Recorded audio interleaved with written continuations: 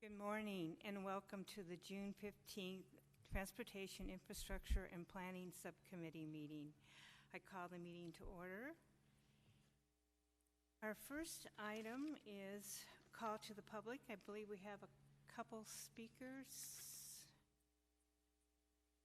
Our first speaker in Upper Council Chambers is Mr. Jeremy Thacker.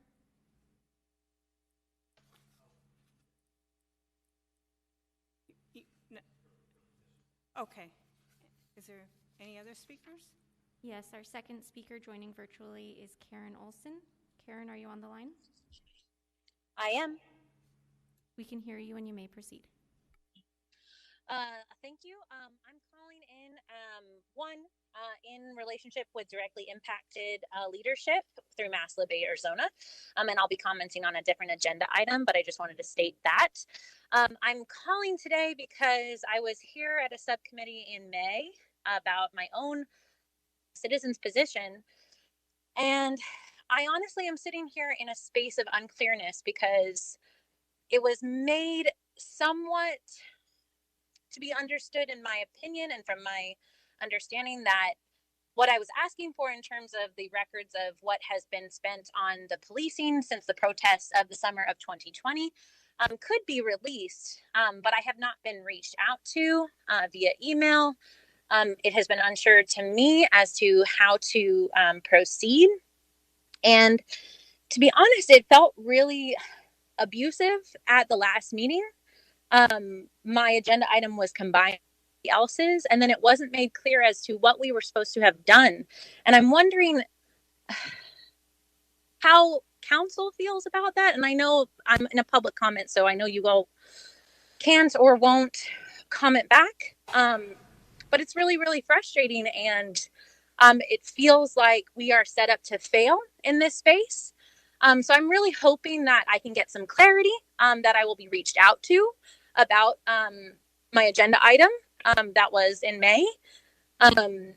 And again, I don't know that I have the answers, and I don't know that any of you sitting here have the answer, but I'm here to be in the space, to be uncomfortable, because you know what? We deserve better, and we deserve accountability, and we deserve transparency. I'm just going to take a breath because it's really hard to be in this space. There's a factor of intimidation that comes with being in city council meetings, and I don't know if it is knowingly intentional, but it is here. And I just want to give a moment for bravery of any and all citizens that come to this space and talk. Thank you. Thank you. Madam Chair. Madam Chair, can you hear me? It's yes. Pastor. Sorry, Vice Mayor. It's okay. I am going to request that staff reach out and answer those questions. I don't have the answer to those questions, but I'm asking staff to follow up and answer those questions. Madam Chair, Vice Mayor Pastor, staff will reach out to Ms. Olsen to speak with her about her questions. Thank you. Our next, I believe we don't have any other speakers, right? Okay. Our next item is approval of minutes in the May 18th, 2022 meeting. Do I have a motion? I move the minutes. Second. All in favor? Second. Aye. All in favor, aye. Any opposed? It carries unanimously. We have two items on consent, item 2 and item 3. Could I have a motion? I move items 2 and 3. Okay. Second? Second. All those in favor say aye. Aye. Aye. Aye. Opposed? It carries unanimously.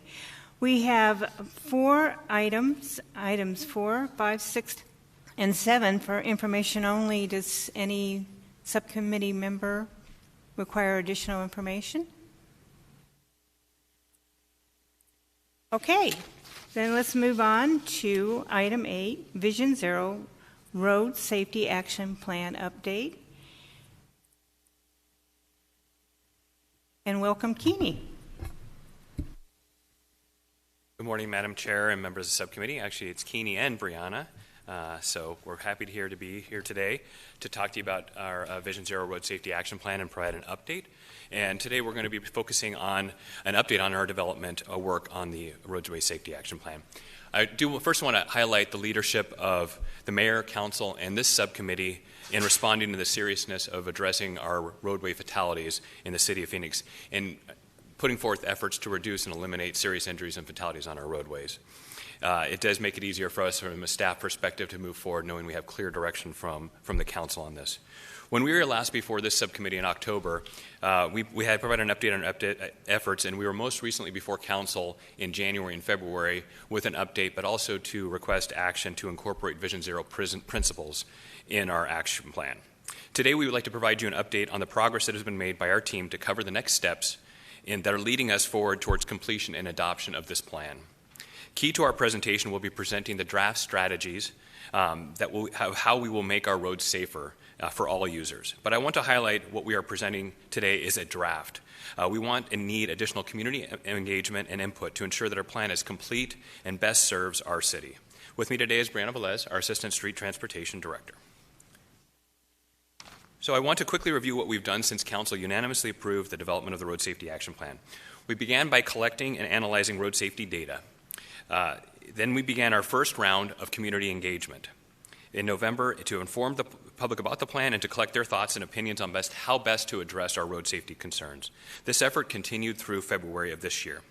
I want to highlight the action of Council that I mentioned in February to adopt a Vision Zero resolution for Phoenix and to direct us to incorporate Vision Zero directly into our Road Safety Action Plan.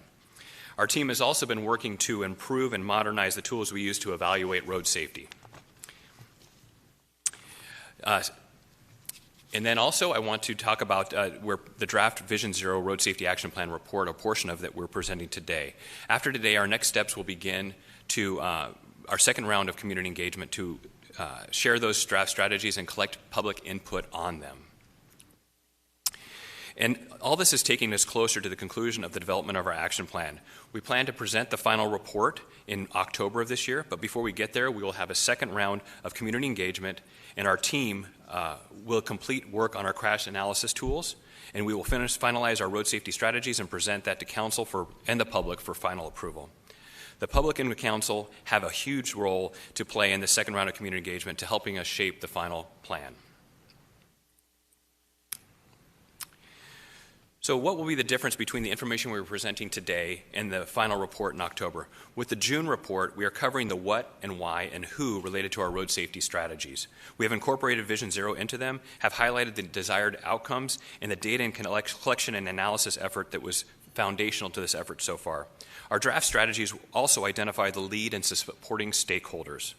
When we return in October, we will incorporate the how and when and where related to our strategies. And this will include identification and allocation of resources, which includes funding and staffing, the presentation of performance measures to help us evaluate the efficacy of our efforts, but also the strategies will be accompanied by schedules and priorities for implementation projects based on our high injury network. All of this will ensure that implementation of our plan will be directed in ways to reduce serious injuries and fatalities on our roadways. I want to spend a moment reflecting on safety trends and why the development and implementation of this plan is so important. We have shared the information on the left on a number of occasions, but I also wanted to highlight what we have seen here in Phoenix over the last several years, and including the first 5 months of this year. In 2020, we saw 185 fatalities on our roadways. We saw an uptick last year, unofficially, of 231 fatalities on our roadways. Through May of this year, we've seen 112 fatalities on our roadways.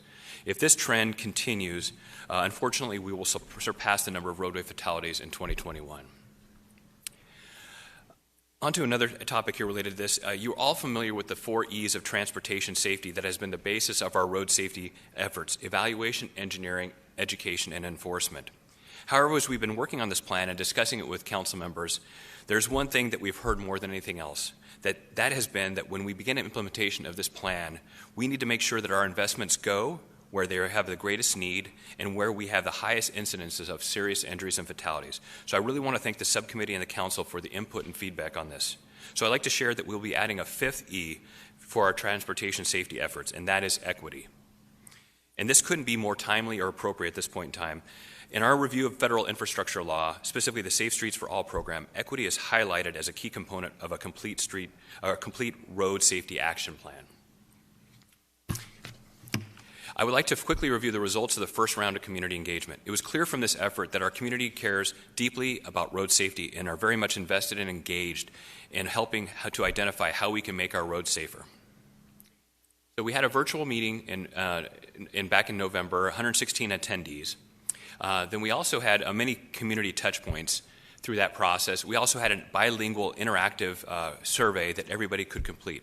I wanted to report that we've had over 4,000 visitors to our Road Safety Action Plan webpage, and we had over 2,500 people complete an online engagement exercise. So what did we hear from the public? The first was that 60% of our survey respondents think Phoenix streets are unsafe. In our engagement and in the survey, we asked them to rank their own priorities for addressing road safety on our streets. Overwhelmingly, the number one priority was preventing fatal crashes, followed by enforcing driver behavior. And the next highest priority was designing streets for everyone. This is what was most important to the public. I also want to introduce an industry term that you will see in the plan and also here today. The term is called KSI, which stands for Killed or Seriously Injured, which is used to describe the types of crashes we will be focusing on reducing and eliminating as part of this plan. Another aspect of the community engagement survey was the comments that we received from respondents. We categorized those comments. Although we had comments related to a number of traffic operations, congestion, and lighting, the majority of the comments centered around two themes: driver behavior and missing or inadequate infrastructure. The input we received in this first round of community engagement was extremely important and informative, and we have similar expectations for our next round of community engagement. We are very excited about our Vision Zero Road Safety Action Plan, and we have a lot of expectations for it. But it all leads to the single and most important question: how will the city get to zero deaths on Phoenix streets? To help share our progress and begin to answer this question, I'm going to turn it over to Brianna and walk you through this portion of the presentation. Brianna? Thank you, Keeney. Madam Chair, members of this subcommittee. You know, the primary purpose of the Vision Zero Roadway Safety Action Plan is to reduce injuries and fatalities on Phoenix streets.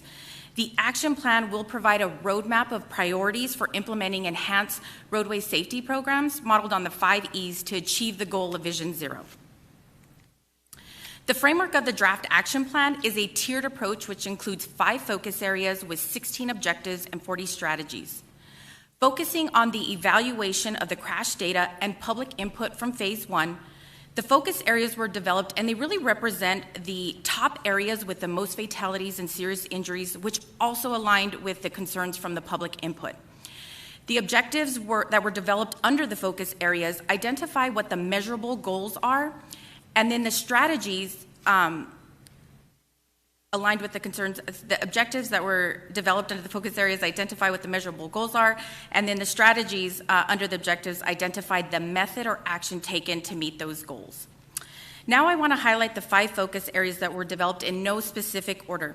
The first focus area is general, and that really is focused around our city processes. The second focus area is our vulnerable users, which is really our pedestrians and our bicyclists. The third focus area centers around behavior-related young drivers and motorcyclists. The fourth focus area is intersections, and the 5th focus area is corridors and nighttime. Again, under these 5 focus areas are objectives or measurable goals, and under the 16 objectives are the 40 actionable strategies that were developed, which are considered the roadmap for implementation. So now I want to take you through each focus area and highlight one objective and one strategy that you will see in the draft plan. So for focus area 1, general, so again, city processes, the objective identified was to reduce crash risk on roadways by creating a culture of safety within the city's processes. One of the strategies developed under this objective is to make the road safety crash dashboard widely available to city staff. Once available, add a crash review to existing standard operating procedures. So this crash review could be involved in any city capital improvement project or any development project. So for focus area 2, our vulnerable users, pedestrian and bicyclists, One of the objectives developed was to reduce the number of KSI, or killed or serious injury crashes, involving pedestrians and bicyclists with geometry reconfiguration and systemic countermeasures. When we looked at one of the strategies developed under this objective, it is to create new roadway engineering options focused on improving safety for pedestrian bicyclists at crossing, and that could be mid-block, unsignalized, or signalized, and along segments. When we look at Focus Area 3, this is our behavior-related focus area. One of the objectives developed was to reduce the number of killed and serious injury crashes related to speeding, red light running, distracted driving, and aggressive driving. So one of the strategies developed under this objective is to expand cross-departmental involvement in the Phoenix Police Street Racing Task Force. Our fourth focus area, intersections. One of the objectives was to reduce the number of killed and serious injury crashes at signalized intersections with signal phasing or timing. And a strategy developed under this objective is to evaluate and implement the use of leading pedestrian interval, or LPI, at intersections with greatest crash risk of pedestrian motor vehicle collisions. And our fifth and final focus area, corridors. One of the objectives developed was to reduce the number of nighttime crashes by implementing systemic lighting improvements system-wide. And one of the strategies developed under this is for arterial and major collector streets with single-sided lighting, add the other side of lighting in coordination with current city lighting standards. So a key component to the Roadway Safety Action Plan effort is the coordination and engagement with community and business stakeholders, elected officials, and several city departments. It is very important that this plan is not only data-driven, but very much community-driven as well. The second phase of community engagement is planned to start at the end of June and continue through August of this year. This will include a survey to review and provide input on all of the objectives and proposed strategies. We also want to work closely with the council offices on all opportunities for community touchpoints and focus groups to ensure as much participation and input as possible on this draft plan. We also intend to utilize the project webpage for the most updated information and use all of the communication tools available to reach as many people as we can. So with the approval of the city's resolution to adopt the Vision Zero strategy and develop the action plan incorporating Vision Zero goals, we are seeking to be recognized as a Vision Zero community by the Vision Zero Network. There are several minimum criteria that are all underway, such as creating an action plan, which today we're seeing the draft plan, setting a clear goal with an explicit time frame, and that will come in conjunction with the finalized plan in the fall. Key stakeholders engaged in the process, and so this is really the public, our electeds, as well as key departments, and then also creating a task force. The plan is to submit the application requesting recognition as a Vision Zero community in conjunction with the finalization of the Roadway Safety Action Plan this fall. Madam Chair and members of the subcommittee, that concludes our presentation. We'd be more than happy to answer any questions that you may have. Thank you. I believe we have speakers. Why don't you go ahead and take speakers first, and then I'll turn to the subcommittee members for questions or comments. Our first speaker will be James Farley, followed by Ryan Boyd, both joining us virtually. James, are you on the line? Yes, I am. Can you hear me? Yes, I can. You may proceed. Okay. I have a question and then a couple of concerns. First, my question, will the task force in 1A of the strategy have citizens as members? And if so, how will they be selected? To get into some of the concerns, I want to make sure the transportation department should never veer from sound engineering principles. Vision Zero in a Portland, in quotes, taming speed for safety program has essentially said that the 85th percentile is an antiquated way to determine speed limits. That's just not true. The 85th percentile remains a valid tool across many different street types. I want to make sure the city does not forget the engineering in the now 5Es in the RSAP. Speed limits should never be arbitrarily reduced in order to, quote unquote, tame traffic. Section 2B of the Taking Action Strategy states that automated enforcement should be increased. There are numerous problems with red light camera enforcement, but one major one is that it must not be restarted until the yellow light phase is corrected at any intersections involved. To do otherwise, many safe drivers will be trapped into a red light ticket because they don't have time to safely and comfortably stop, nor the time to proceed into the intersection before the red. It will be immoral for the city to set this kind of a trap. The yellow phase needs to be done according to ITE standards, including using the actual 85th percentile speed, not the speed limit, in the formulas for calculating the yellow duration. Jay Bieber and I have discussed this in more detail with most council members, but we're available if anybody needs more information relating to that. In 5B, SG02B, that's looking to me a lot like it could be pointing towards a road diet. And please look to Playa del Rey in California on that issue. Did you want to respond? I do think you are going to be using standards. Madam Chair, members of the subcommittee, to respond to that, I think a couple of things is this is still a draft plan, so I think a lot of the details behind whether we're talking about performance measures, we're talking about how we're going to implement some of the strategies, if those continue to be the strategies we're going to focus on as a city, those details will be coming out forthcoming over the next number of months when we come back to council, and any things that we would work on after that. But I would say from the engineering standpoint, we're always going to be, as a street transportation department, looking for the engineering solutions that are most safe and using those standards to be able to apply those to make our streets safer. But I don't want to minimize the fact that this Vision Zero strategy and our road safety action plan is a partnership and a collaboration with the members of the community. And so we want to be able to have that transparency. We want to have that conversation, that dialogue, because the last thing we want to do is not take into the context of a situation or an environment in the street. So I think having those voices and part of the process is something that's very important, but I will always tell you we're going to do what's safe out there, what makes sense as part of that, but that's a collaborative process. And I think when we talk about the automated enforcement, I think that's a strategy in there. I think the details related to that, if that moves forward, and if that's something the council wants to adopt as policy, that's a conversation we can have exactly how those would be implemented. Thank you.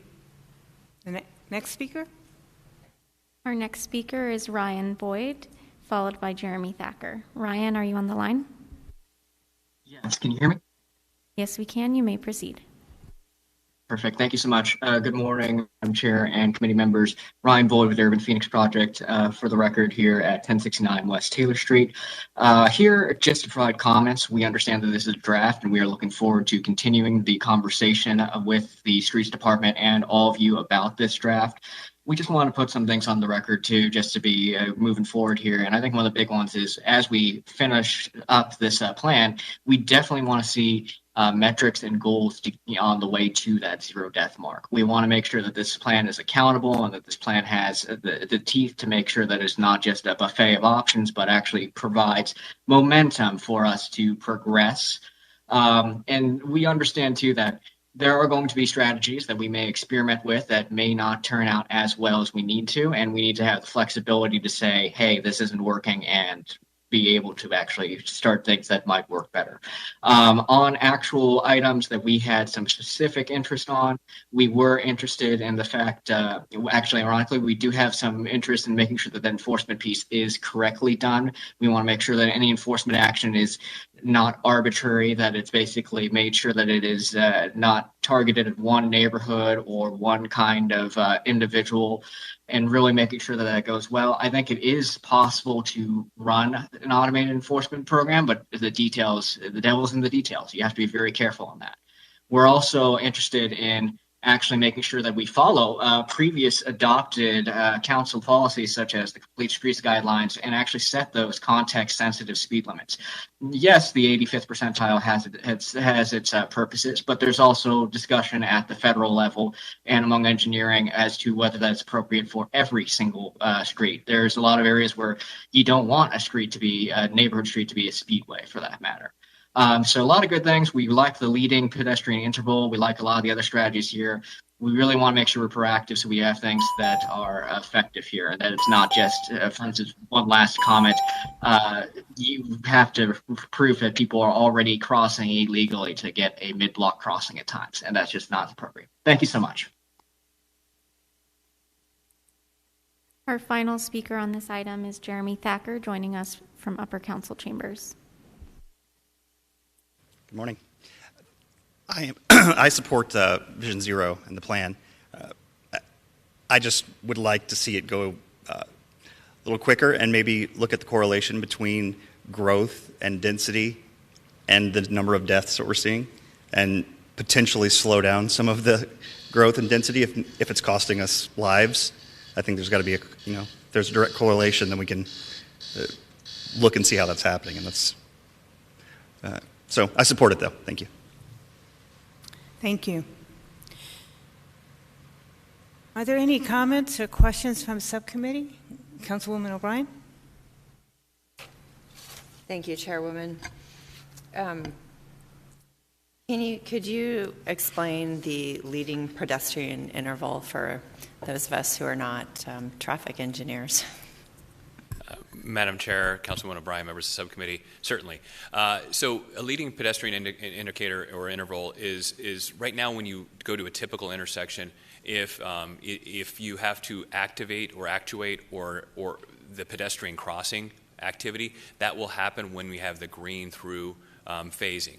In an LPI or leading pedestrian interval, what happens in that case is you give the pedestrian a head start before you give a green arrow or a green indication for the through traffic in there. So it allows the pedestrians to get into the crosswalk and start their crossing movement before traffic potentially has conflicts with them.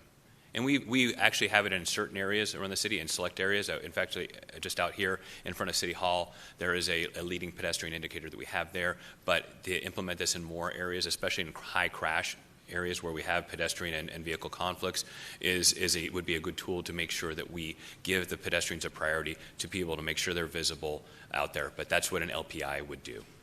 So we have them in the city, and we've looked at the data and how it has changed the statistics in using that. Madam Chair, Councilwoman O'Brien, members of the subcommittee, I don't have that data with me, but that's something that we would incorporate as far as when we look at as a potential strategy and using that. But that's something I can circle back with my team and see in those areas we have and see what data we have related to pedestrian collisions. Okay, I would be very interested in seeing the data on that and the intersections we use it in. Additionally, our first speaker spoke to an 85th percentile as it relates. Could you explain that? Certainly, Madam Chair, Councilwoman O'Brien, members of the subcommittee. The 85th percentile speed is a concept within the guidelines that says that you should set your speed limits or use the 85th percentile of the prevailing speed that's going on a roadway to set the speed limits. So it's using a traffic study to analyze the speed and volume of the traffic that's in there right now, and using the results of that speed, the average speed there, or the 85th percentile speed, to guide your setting of speed limits. The concern, I think, there that we have from a traffic engineering perspective is twofold. One is that we generally are setting speed limits here in the city of Phoenix based on the nature of the street and the size of the street and where the context it is.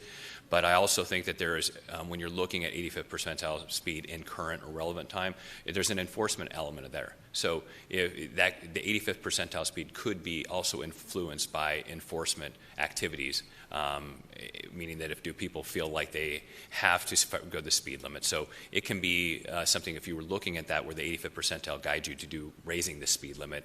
And I think the concern here that we have is not necessarily looking at raising speed limits, but looking at where context sensitive do you need to have the right appropriate speed limit. So I think it has to be working together with engineering decisions, but also with enforcement, along with evaluation, education, and equity.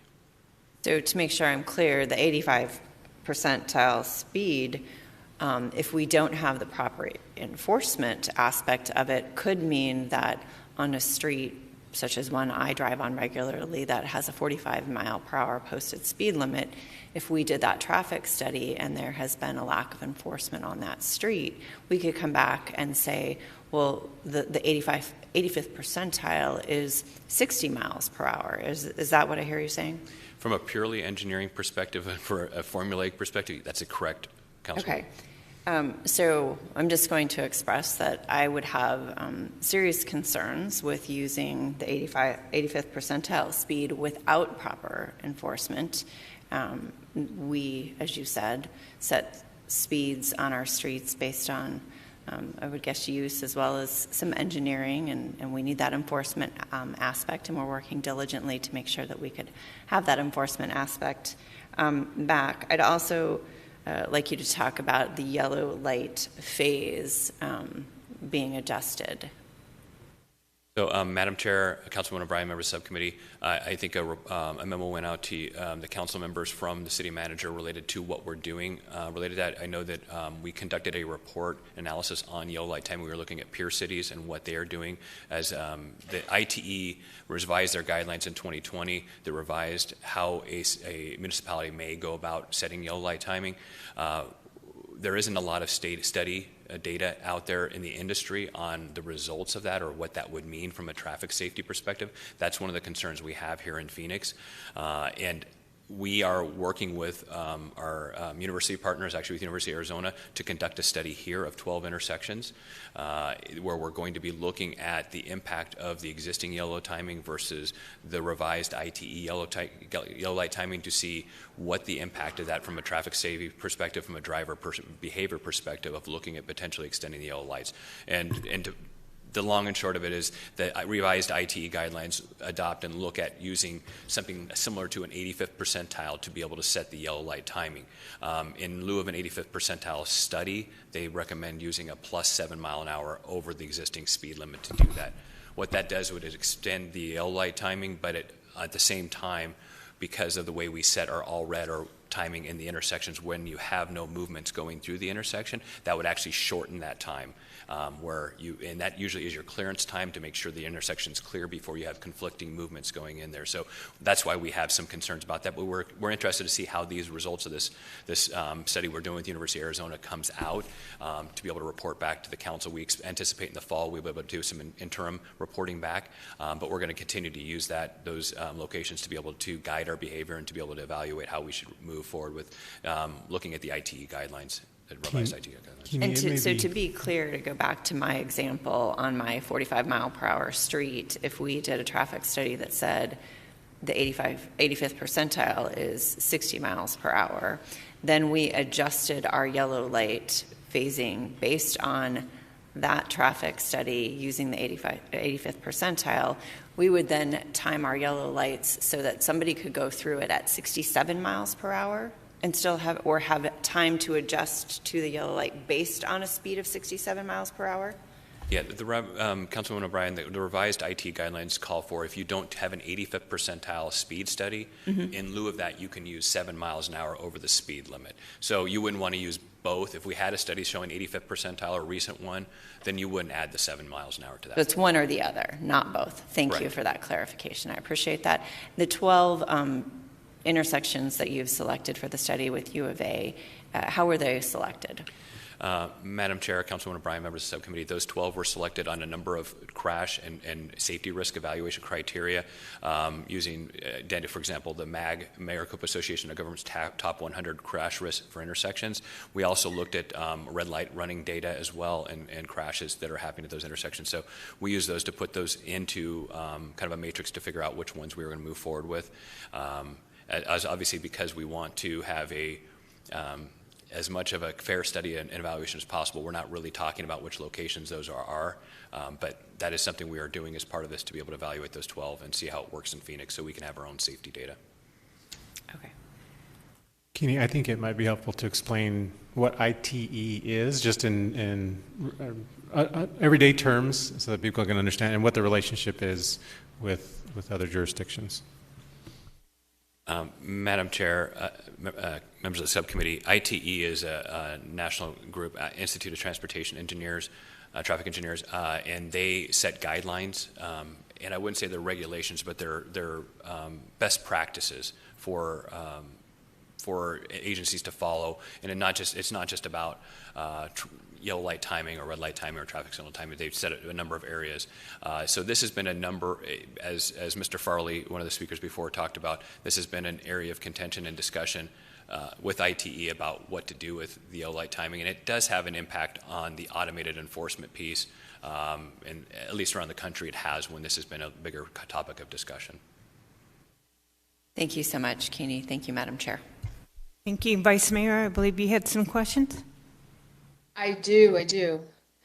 First of all, Councilwoman O'Brien brought up a good, all of her conversation, but one, and I believe it was the first one, is it was pedestrian. And my question is, do we have the data? How are we collecting it? And has it changed behavior? Because I would like to know what metrics you're using.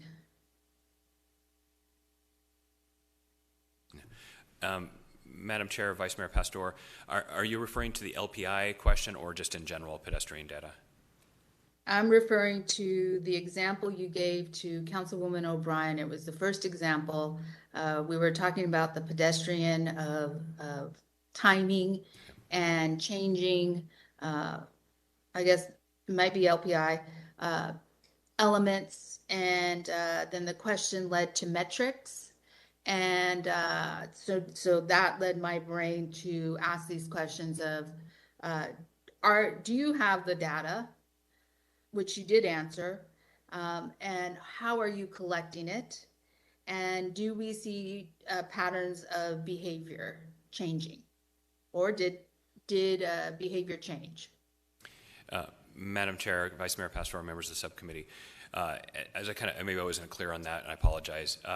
Though I'm going to check back with my staff on the locations where they have the leading pedestrian interval to determine what data we have on there, and we'll be able to report back. But I will tell you, Vice Mayor, that as part of this effort, the performance metrics are going to be part of the action plan. So we are developing those performance metrics. So when we have something we're going to be trying out there, implementing as part of the road safety action plan, we will have the performance metrics identified, and we will be collecting the data to be able to evaluate whether the results are effective. Now, we do have a number of data, a large amount of data that's helped formulate where we're at to this point, and we've used a number of different sources to be able to collect that, pedestrian data, collision data, whether it was all across whatever kind of collisions or serious injuries and fatalities we have on the roadways. We have all that data either through traffic reports that we get from the state, through working with police department, working with our partners in Maricopa Association of Governments and other sources. So all of that's something that our team has been working on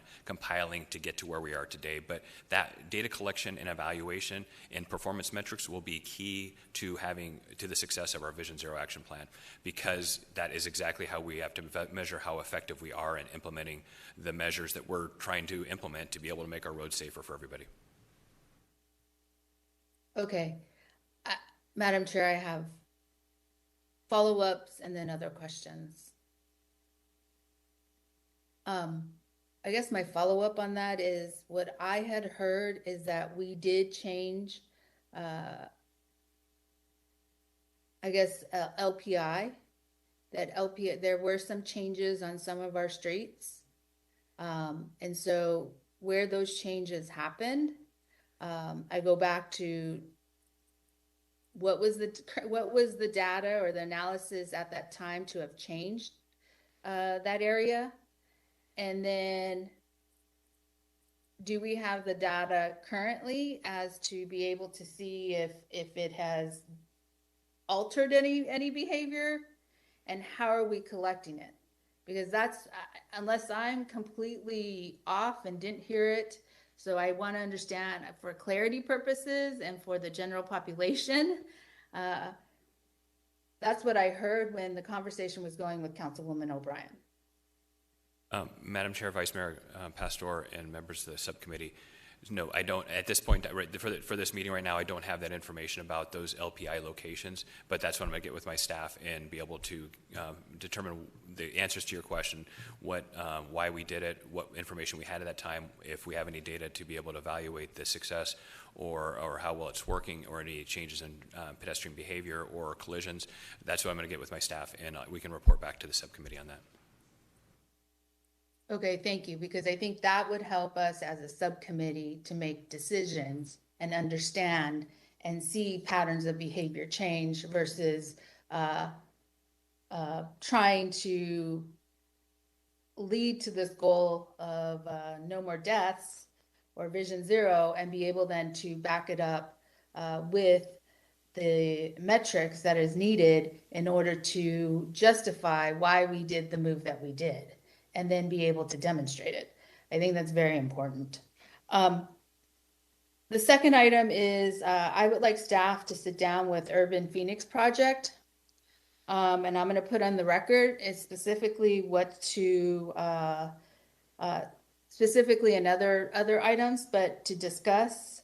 They wrote us a letter, and they're talking about that in these, the guiding sets, do not have metrics, which we are all placing metrics in everything that we are doing.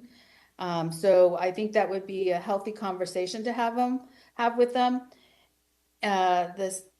The bullet points that are in their letter that was sent to you, was sent to all of us, but I'm going to put enforcement broadly, but particularly automated enforcement. There's some a discussion around that.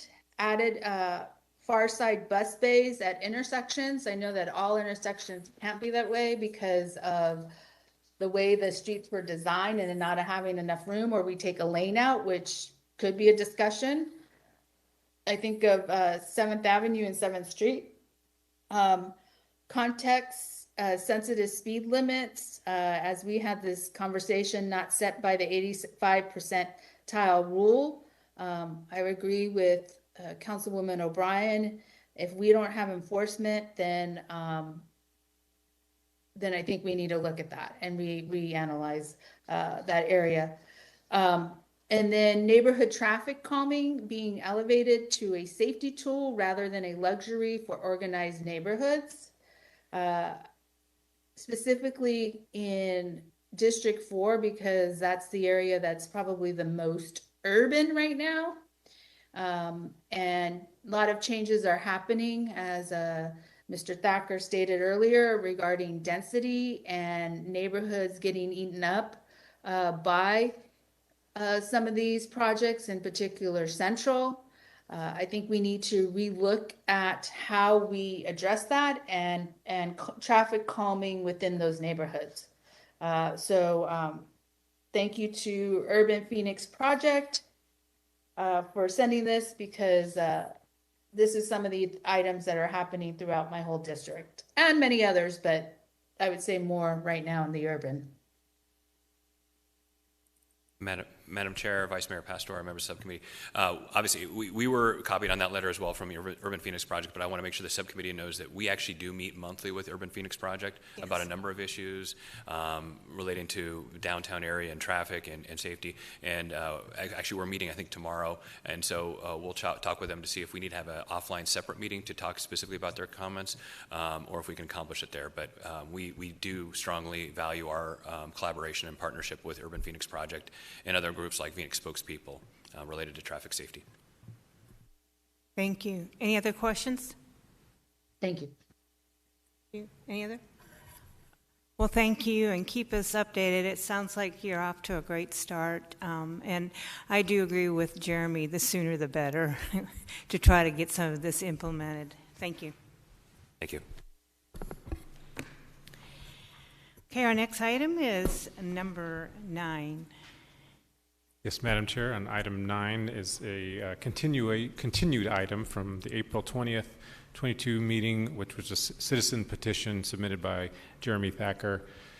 Here to present on this item is Denise Archibald, City Clerk, along with David Benton, Acting Assistant City Attorney. Thank you. Good morning, Madam Chair, members of the subcommittee.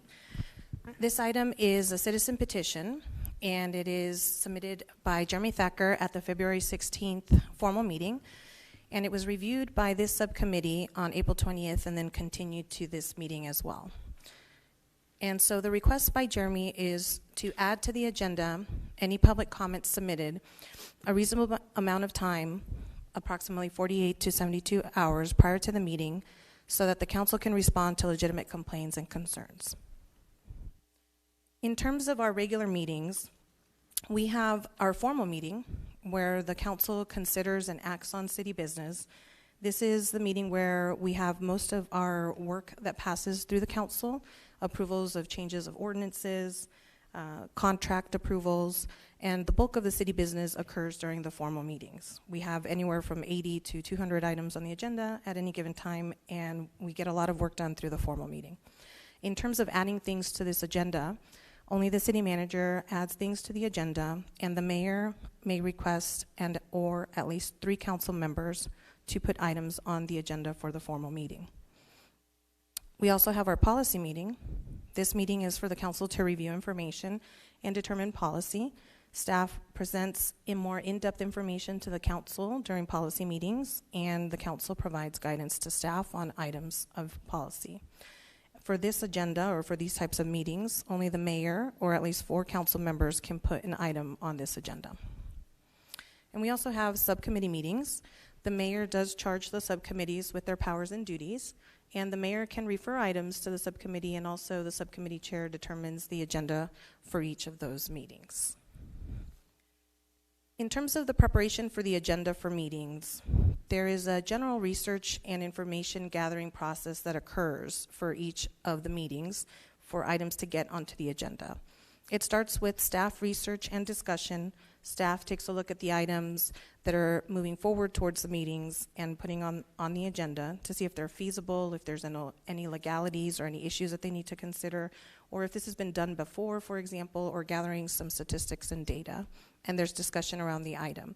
This can take anywhere for, depending on the complexity of the process, it could be something just a couple of weeks, or it could be months, or even a year or more. Many times there are stakeholder input and review as well as part of this process to get something onto an agenda to ensure that as many stakeholders are participants. A lot of times one topic may have stakeholders that have different and even sometimes conflicting views on an issue, and so staff do work with stakeholders to provide an opportunity to get this type of input so that all of the sides are known and there can be some discussion about it. Additionally, in some instances, in preparation to get onto some of these meetings, particularly the formal meeting, the item might go to a subcommittee or to a policy meeting first and start having the conversation with the council and get some guidance around the topic as well. Then, by the time it's time to get it onto the agenda, in particular the formal, a report is prepared by staff, and this report takes approximately 30 days or more to prepare. It does go through extensive reviews by the different departments that are involved, by the city clerk's office, by the law department, and by the city manager's office. Meetings also have certain types of requirements related to open meeting law. They must be open, the deliberations and proceedings of the city council and of the public meetings have to be open to the public. The business of government needs to be done openly to the public. The public does have a right to attend and listen. Open meeting law requires that public meetings allow for people to attend and listen. We are also required to publish a meeting notice. The notice needs to be published at least 24 hours in advance. It must include a time, a date, and a place of the meeting. And we also have to provide the agenda with the specific matter that'll be discussed, and also on matters that are within the purview of the council to be able to take action on. And the agenda items do need to be specific enough to inform the public of exactly what will be discussed. In terms of this petition, there are some challenges related to the petition request. For one, the time to research. In terms of being able to put something on the agenda that was submitted by a member of the public 48 hours or 72 hours prior to the meeting, there would be insufficient time for staff to be able to gather that information, or sufficient information to be able to provide information to the council about the topic, or, for example, to check for active litigation necessarily, where we wouldn't want to engage in conversation on active litigation, or, for example, for council members to identify if they have a conflict potentially with the item. There might be items that are requested to be placed on the agenda that are non-actionable, but it would be difficult to determine that in such a short period of time without having an opportunity to go through that process of review and research. And so the council could be faced with looking at items on the agenda that are outside of their jurisdiction, and they may be engaged in discussing that without potentially knowing. There may be more risks of open meeting law violations. As I mentioned earlier, there are requirements in open meeting law that do require that things be agendized and noticed for the public, particularly what the topic is that will be discussed. And depending on how specific the requester had made their topic and it got placed on the agenda, it could lead to conversations that may lead down a path where now the topic has turned into something that wasn't properly agendized or described. There would also be indiscriminate topics. It would be difficult for staff to be able to, in a neutral, objective way, remove topics from the list, and therefore there could be either similar topics being brought, numerous of them, potentially duplicative. They could be offensive, or it could be something out of the jurisdiction of the council. And also just the expectation of the outcome. Residents may expect the council to be able to thoroughly discuss the item or vote on the item during the meeting, but we wouldn't have had the opportunity to go through that information gathering and research process so that council would have sufficient information to have a substantive response potentially. There are regular avenues for residents to have input. There are every day basically avenues for residents to be able to provide input to the city and the council. We do have active input surveys that we put out. Different departments are seeking input from residents on different topics of interest. We do have input opportunities on our public meetings for agendized items or during citizen comments as well on any item. We do have extensive input from residents, budget hearings, and that does inform and guide sometimes what the council is going to approve for the budget. There are a various amount of zoning type of hearings, either use permit hearings, variances, rezoning, where persons have the opportunity to comment about what's directly impacting them in their neighborhoods related to zoning. There are numerous boards and commissions where people are active members of the boards and commissions that are residents, and also residents can comment on those actions being taken by the boards and commission. And other applications, for example, liquor licenses and annexation applications, where applications that are impacting the residents, they have an opportunity to provide comments as well. Other ways that residents can engage also is they can discuss a topic and bring it forth to a council office, and the council office can then consider that for potential moving forward. They can also approach a department to discuss an item, and sometimes the department might be either working on the item already, or they might have something in the hopper, or it might be something that they're going to be working on in the future. There's the citizen comments portion and petitions as well. And members can also serve on a board and commission, which then that informs the council as well with topics that residents are wanting to bring forward. And so when they're bringing these forward, then they can be considered for potential initiation of that process of gathering all the research and information to then end up on an agenda. That may or may not result in the actual implementation of the item. We have had examples in the past where we have had extensive discussion with residents. They've either brought something forward by discussing it with their council member or a department, and committees have been established and processes have been held where there's numerous meetings and input avenues. For example, our structured sober living licensing came about in that manner. Residents did approach council members, and then this did come to light and move forward. There were extensive committees, meetings on this with the different types of stakeholders, both the industry and the neighborhood. And in this particular case, it did result in licensing of structured sober living. It also resulted in a partnership with the Maricopa County for future licensing. Other topics, for example, flavored tobacco regulations came about as well. There was extensive discussion. There were meetings held to also get input from the different stakeholders, including residents and the tobacco industry. In this particular case, it did not result in regulations, but there was a large amount of engagement of both all types of stakeholders and the council and staff. Street racing regulations is another example. We recently did have some regulations passed related to that to try and mitigate some of the issues that have arisen in the neighborhoods with street racing. A long time ago, taxi licensing came about as well, and that went through an extensive process. It did come about from residents and concerns about taxi drivers not being licensed. This turned out to be something that the state then preempted the city on, but we did work on it extensively with the neighborhoods. Gated alleys, entertainment district, for example, was established as well, and adaptive reuse, and we have several examples throughout time of engagement that comes about from residents. Therefore, in summary, there are numerous existing opportunities for resident input, as I mentioned. This research and information gathering process that we have to get items onto the agenda, it is an important process because it does provide for thorough and informed discussion, and it allows the council to have all the data and stakeholders the opportunity to present their different points of views versus just one person coming forward. And therefore, staff does recommend to continue to use the current agenda process to be able to get things onto the agenda. And with that, I will answer any questions. Thank you. We actually have Jeremy here to speak as he is the petitioner, so why don't we let him go ahead and speak first, and let's reset the clock and give him 5 minutes. Thank you. I may need more. I'm kidding, but I've got to cover all the incorrect information just given as well that doesn't apply, plus the merits of my petition.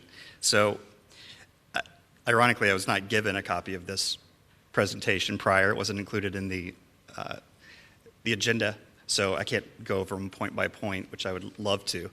But this, let's go with the just title of it. It says it's for formal agendas. It is not. My petition is for meetings of public bodies, public meetings, for all of them. So for that subcommittees, boards, anything like that, right? It's to be able to comment because they're all applying with the open meeting law. The second part of this is the decision that you have to make today, which is not to implement my petition. It's not to even answer it. It's to decide whether it goes to the full council, period. That's what you have to decide. So your criteria might be, do I think this is valid? And if it's valid, then I'll send it there. But that's not the question. The question is, does this go to council? Most of the things that were just said are not required for an agenda item. An agenda item for the open meeting law is a specific statement so the public knows what the topic is. That does not require a staff report. It does not require action by the council. It doesn't require anything. And it all happens today. Today on the agenda is public comment. And here I am, making a public comment. The only thing that changes is you have the option now to talk back. And you heard a lot of citizens can give input. There was not one thing she talked about that said Q&A. There was no two-way discussion. There was one-way discussions. We give you information, you give us information, but no back and forth. So if I bring something new today that's never been discussed before, right? And there's no expectation that you're going to act on that. Of course, stakeholders need to be involved. And nobody's forcing you to make a decision as a council or any other public body about what has to happen today. You just have the opportunity to ask for more information. This is the beginning of a conversation, not the decision-making part of a conversation. And I think that's a lot of obfuscating going on there to make that, bring those together.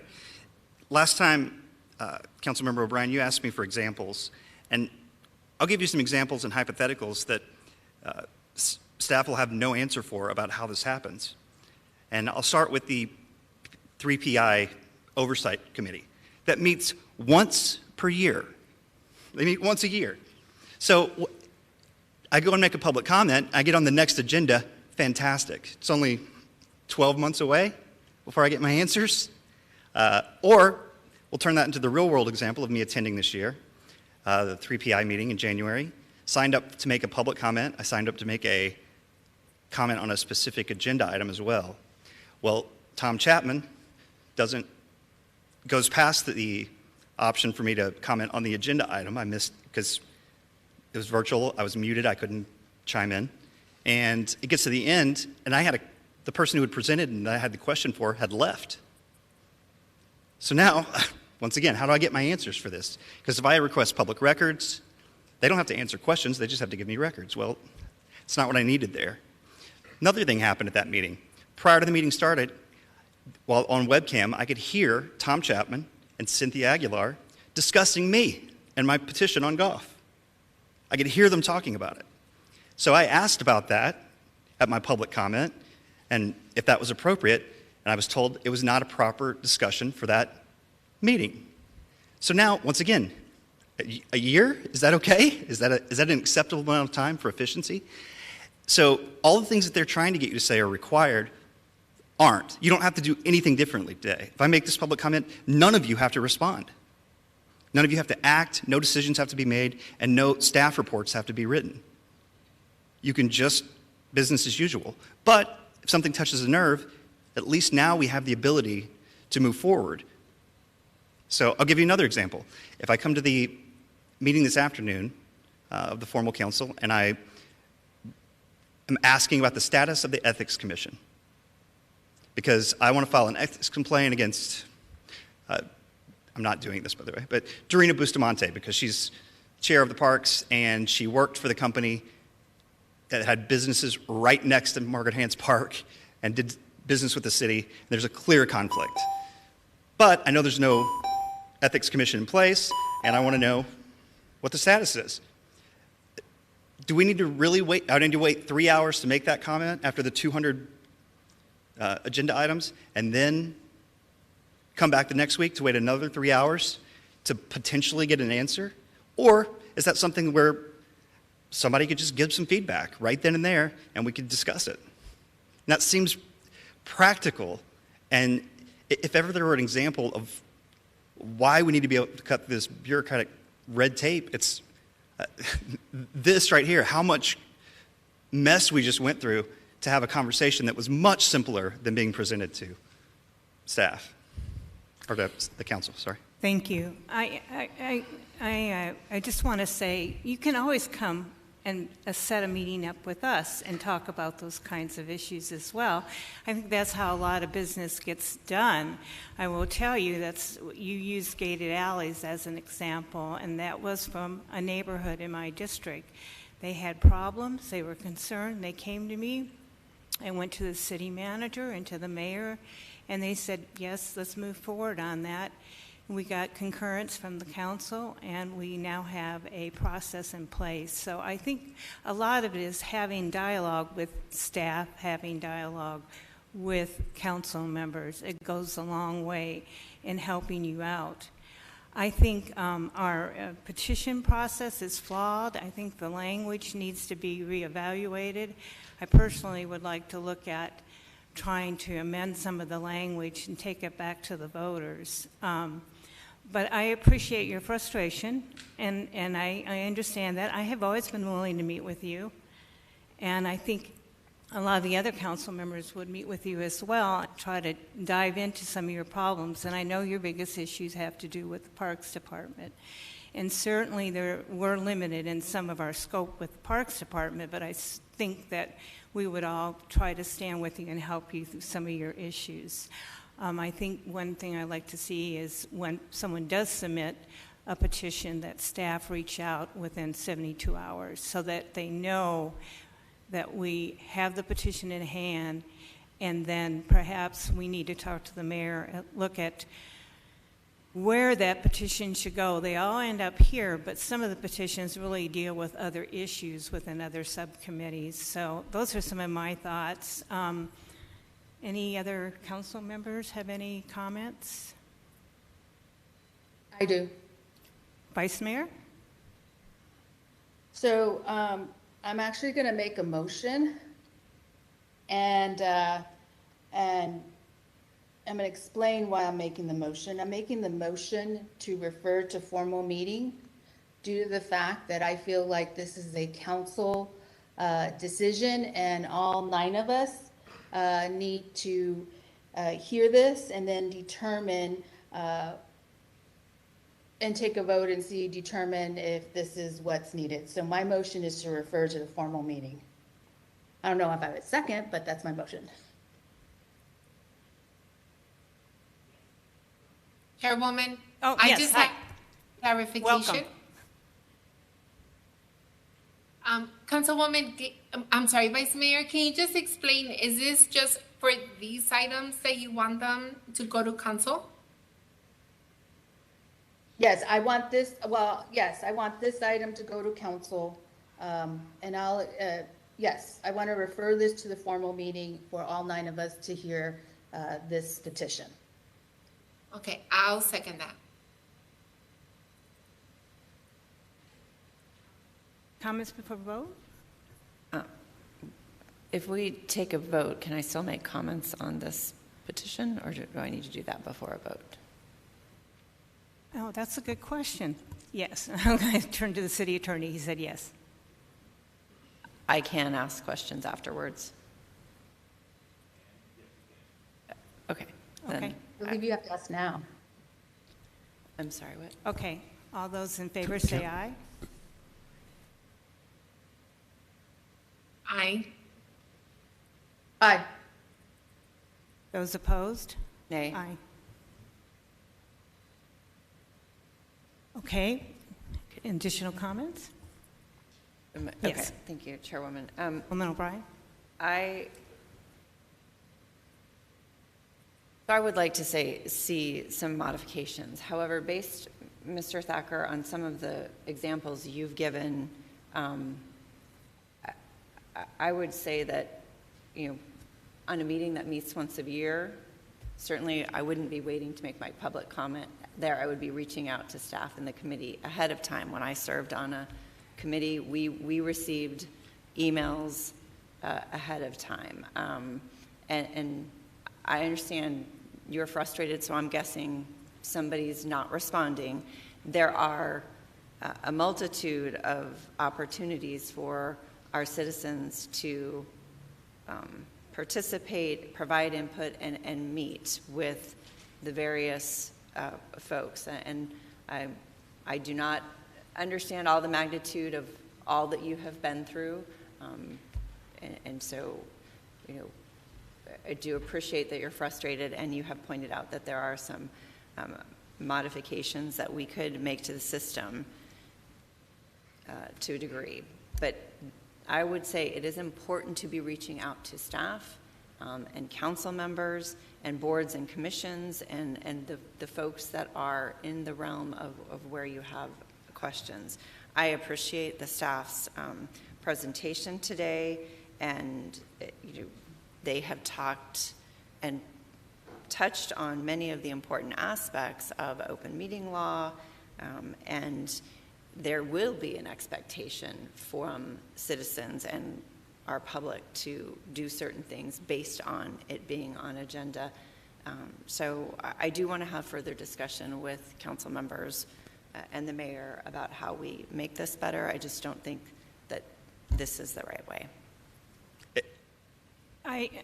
I want to say I agree. I think we really probably need to have some kind of policy discussion on the petition process and review the language, understand is there a better way to do it, and I think that's the dialogue we have, and it's really about the process, not just your petition, but all the petitions that come before us, and I think that would be a better dialogue.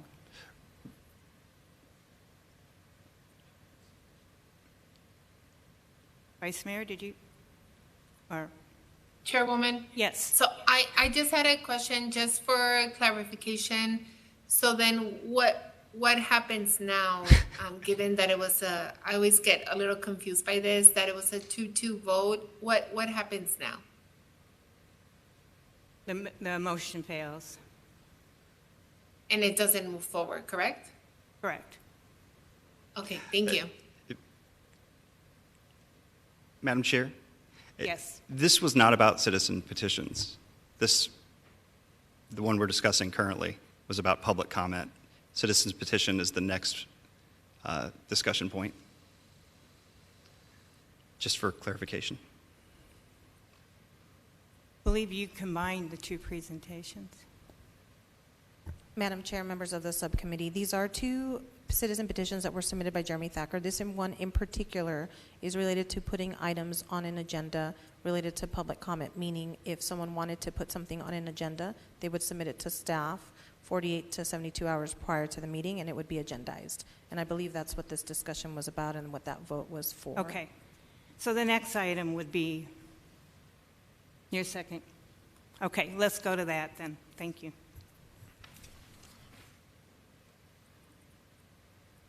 Madam Chair, this is Councilwoman Pastor. Yes. The next item that we're going to hear is about citizens petition. I guess where I'm confused, Denise, is that they're all labeled citizens petition. So we received 4 citizens petition. Number 9 was very specific about putting something on the agenda, and number 2 is about the actual citizen petition process. Yes, Vice Mayor, that is correct. Okay. All right. Thank you.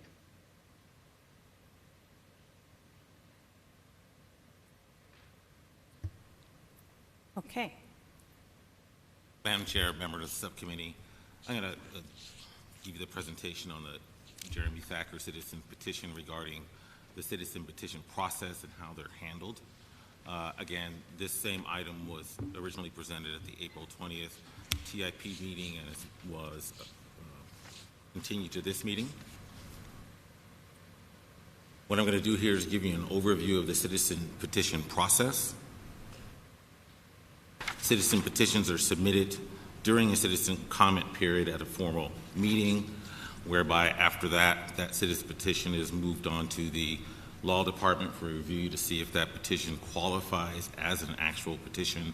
We take quite a few things into consideration: the residency of the submittal, whether council has jurisdiction, whether request was duplicative of a past request.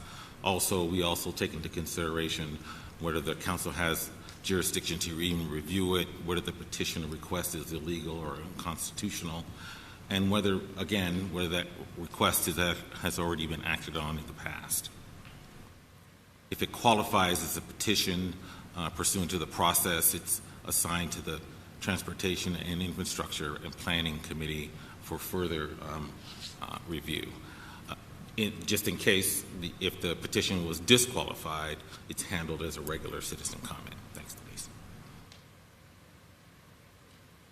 So why is it sent to the TIP?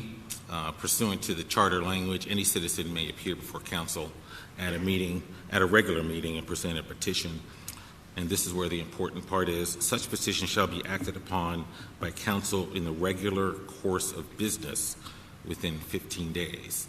So that council action under the process we have now was the adoption of the code, and the code specifically, section 2-60 rule 5, assigns to the mayor the authority over all the subcommittees. And the mayor has, by way of, and has been doing this from the very beginning, has been signing citizen petitions to subcommittees from the very beginning. She, as recently as July 23rd last year, in a memorandum to all the council members, assigned citizen petitions to this TIP subcommittee. So once it gets to the subcommittee, there are several opportunities, or once it gets to the subcommittee, we hear the petition and you have several options of what to do next. You can take no further action beyond the hearing item that's before you, or you can take possible actions. Approve or deny, propose different action, continue it like you did for this particular item, refer it for further comment from the community or other entities, or refer it to a formal meeting. I'm happy to answer any questions. Thank you.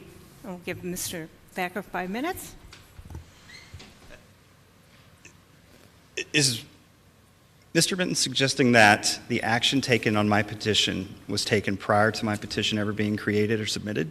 Because that seems a little, how is that acting on it within 15 days? It would be acting on it prior to 15 days at least, years in advance, or it's not being acted on at all. So it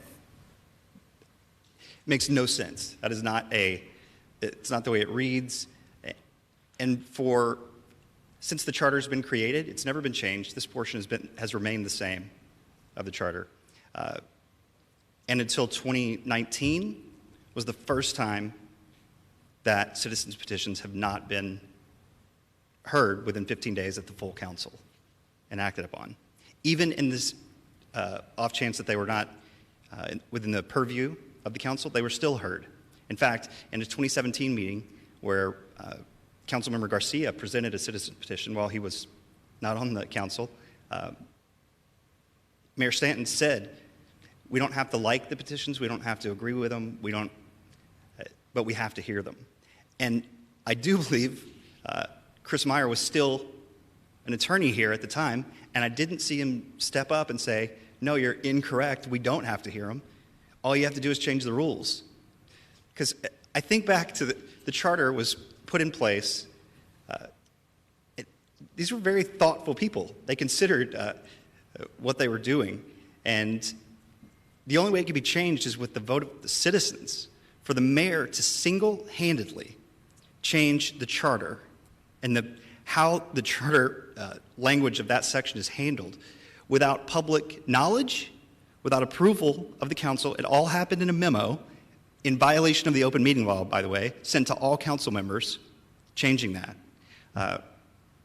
And the public didn't even know about it unless you happen to request it. So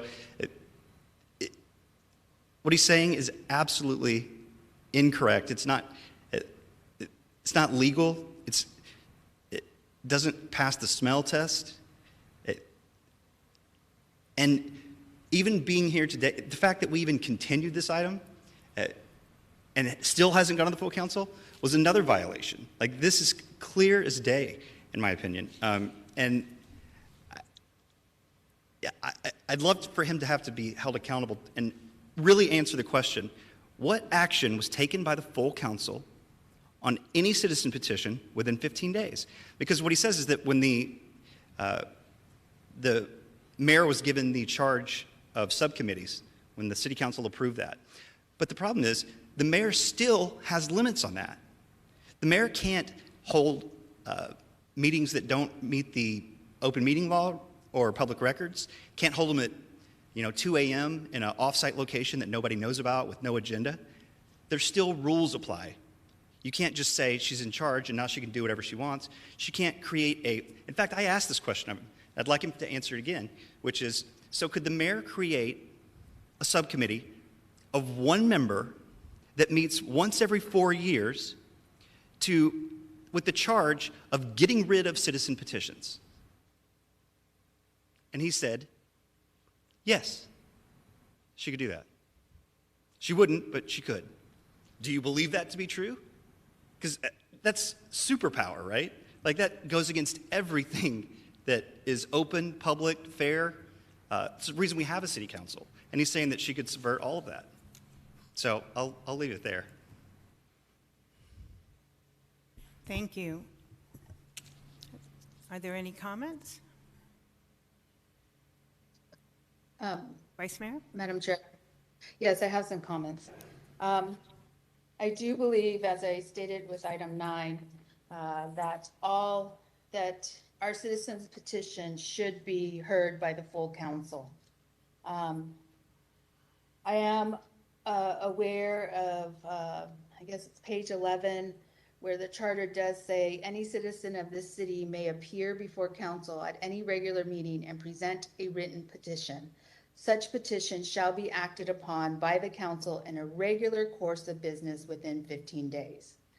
I think where it could be all subjective, and we are subjective people because we are human, and think, look at things differently,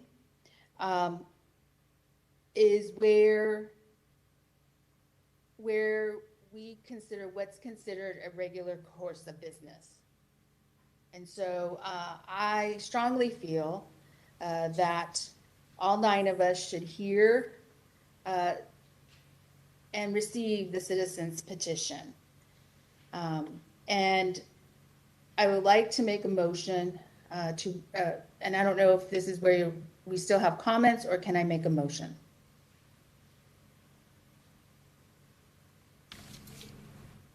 Maybe we can hear some more comments. Okay. Then I'll be quiet.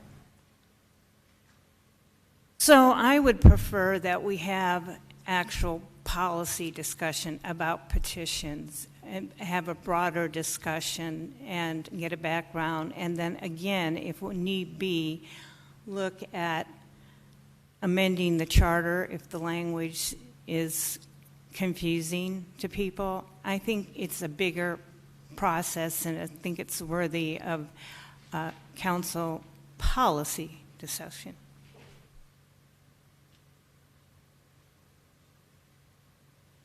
So can I make a motion now? Any other comments? Okay. Vice Mayor? I would like to make a motion to refer it to the formal meeting, so that then it could be discussed at that point. And as I had just heard and stated, possibly make it a policy meeting or a process or however it goes, but really refer it to the formal meeting where all 9 of us hear it. Second. All in favor? Aye. Aye. All opposed? Nay. Nay.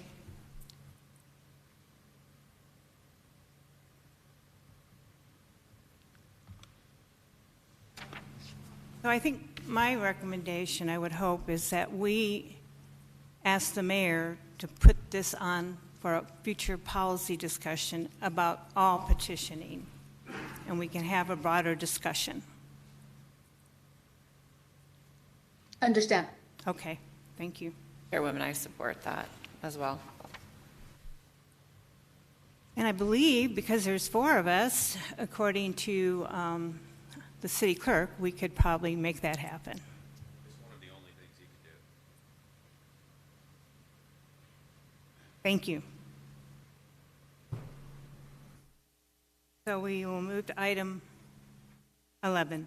Madam Chair, item 11 is a petition submitted by Ben Lewis, and here to present on this item is Julie Cree, Chief Assistant City Attorney.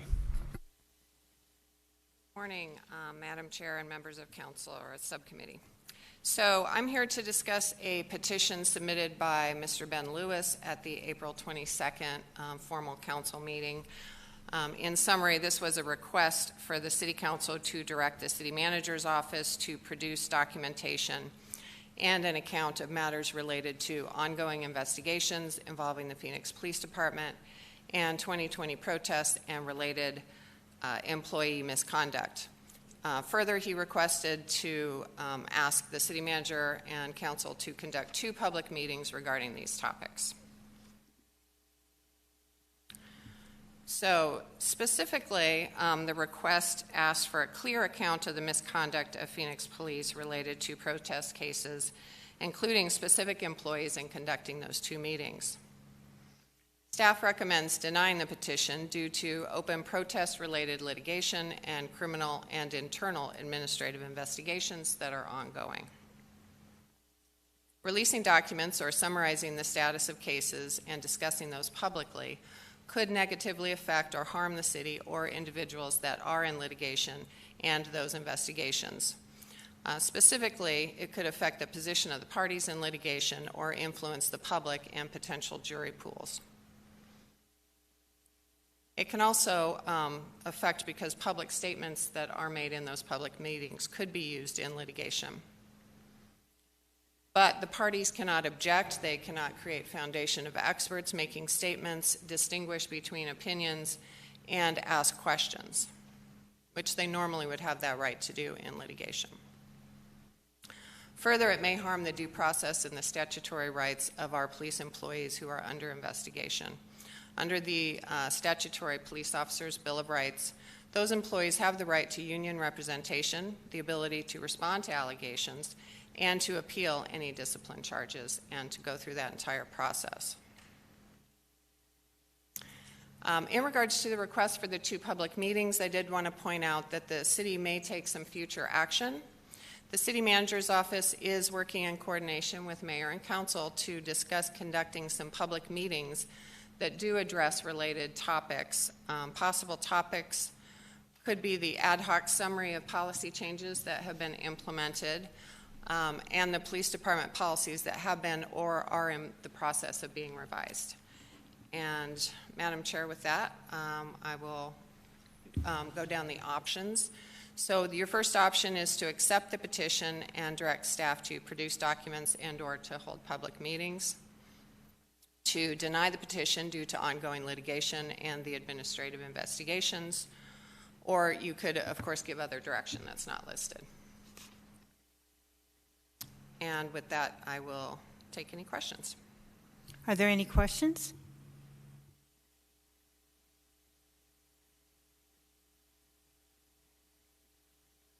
Chairwoman? Yes. I'd like to make a motion.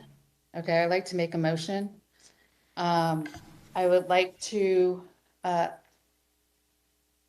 accept the petition and direct staff to produce documents and or to hold public meetings. There's a second? Second. All in favor, say aye. Sorry, Chairman, I have questions. Yeah. Oh, please, go ahead. You have a question? This is for item 11, Lewis's, and it is my understanding, all the requests are essentially public documents, correct? Madam Chair, Mayor, or I'm sorry, subcommittee members. So that is my understanding that they have, they have requested items, some of which may or may not be public record at this time. The request is for items regarding employees that have been charged with misconduct. Could you put your presentation back up, please? Or could we, somebody, please?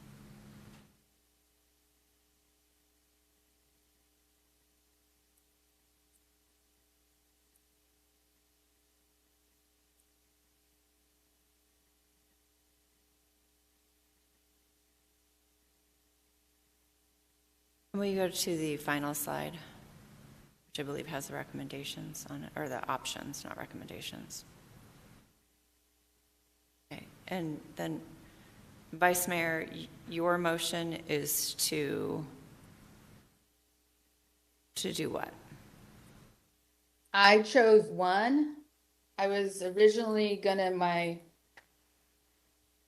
only because that's the options I was given, I was gonna refer it to the formal meeting, but since we were given options.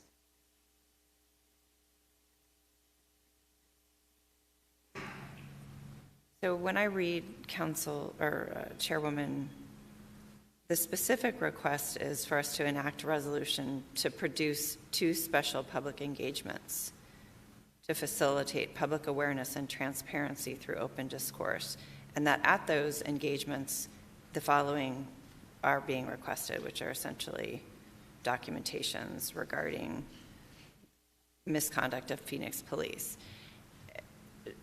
Julie, based on your presentation, it is my understanding that would not be in the best interest of the city or the officers.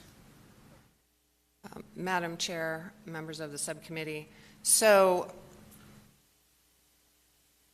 some of the documents that are related to open investigations, we would not be able to release if the investigation is still open, because that would be a violation of law.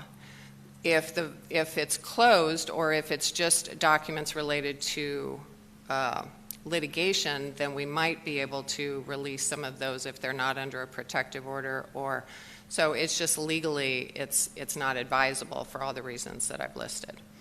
So and certainly there's some documents that might be attorney-client privilege that the organization could choose to waive that privilege. So we would need to gather all the documents and probably go through that process if that was the direction of council.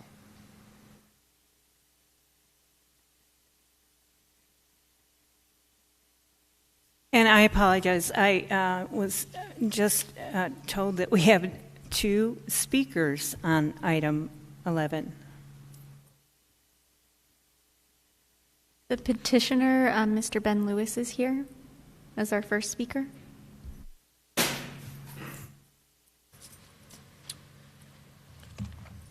Okay, so I've been here for a very long time and learned a lot of things about what you can and cannot do as council members. Y'all seem to have this interesting trick where you ask a question about whether you're allowed to do something, and either you're too ignorant to remember from when it was said a few minutes ago, or you're sandbagging. But the only job you have here is to add things to the agenda and approve moving things around on the budget for the city manager to do their job. Every time you pretend you have more power than that, you're lying to us and or yourselves. Now, what we need you to do is to legislate and to govern. And we have been asking for you to do this for 2 years.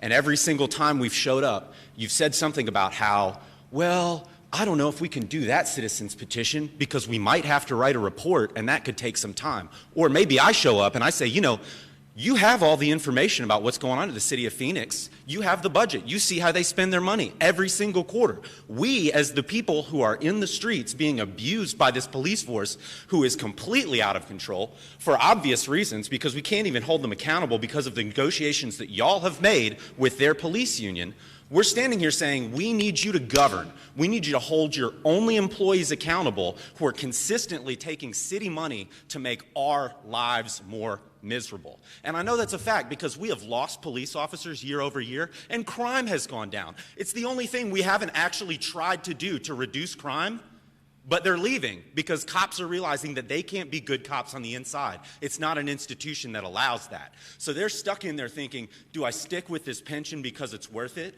and ruin my soul, or do I quit my job and do something that actually helps my community? And so, like, paying them $20,000 more a year isn't going to change that.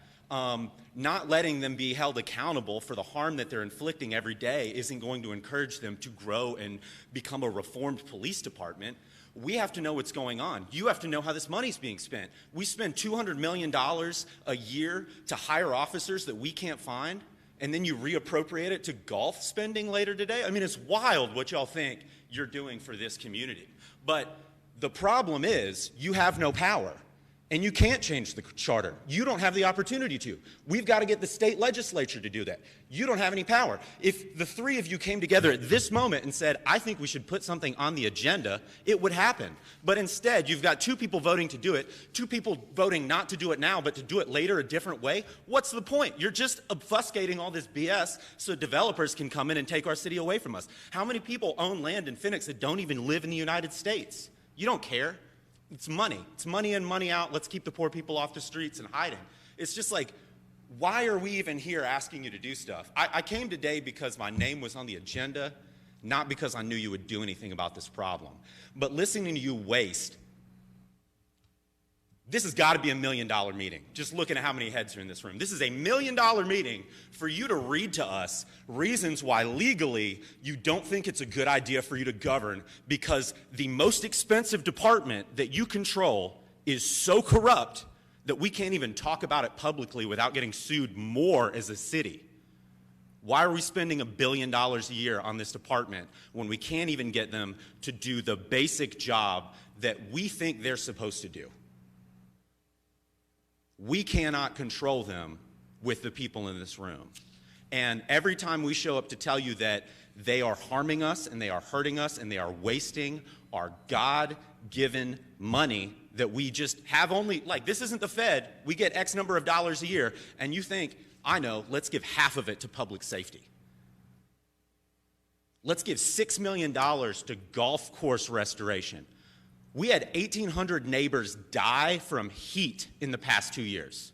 We have empty buildings owned by international conglomerates within 100 yards of this very microphone. Y'all don't care. You'd rather give a $20 million raise to policing. You would rather dodge the responsibility that you have to be good stewards of the public budget, which is literally the only thing you can do. So, Don't get up here and be like, well, maybe we should ask Mayor Kate to put it on the agenda. There's 4 of you. If you want it on the agenda, put it on the agenda. And don't say, well, maybe we can change open meeting law. You can't. You can't change the charter. This is the one we've got. So we have to stop thinking that we can change the behavior of the government and realize that we are people and change the behavior of ourselves. What can you do to help us as citizens? Not what can you legally get away with as a city. Like, do something. Don't just sit there and be like, nah, sorry, I can't actually do that. I'm only a city council member. Thank you. Fuck that. Next speaker, 2 minutes. Our next speaker is Mr. Jeremy Thacker. I'd like to thank Ben for letting me know what George Carlin felt like when Sam Kinison came along. I'm never the calm one in the room, so. But I do agree with him that in many aspects, which is,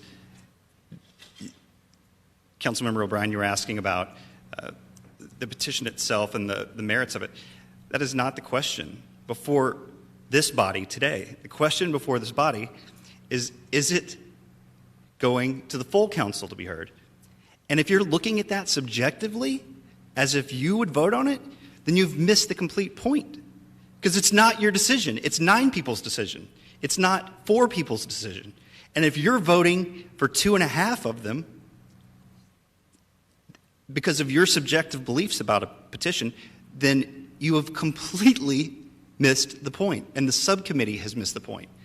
The decision is, should it be heard by 9 individuals with 9 individual votes on their own opinions on the merits of it? And right now, you're deciding for 2.5 people whether it's being heard. And you have no idea what the other people think. This is a flawed, and in fact, it's not even being consistent with what you get to decide on any of these petitions. But the truth is there's only one decision. Does it go to the full council? Not are we giving the documents? Because you can't dictate that either. So there's got to be some clarity about this. This is absolutely ridiculous and insane that nobody seems to know what the objective here is and how this is to be handled. So I salute you on that.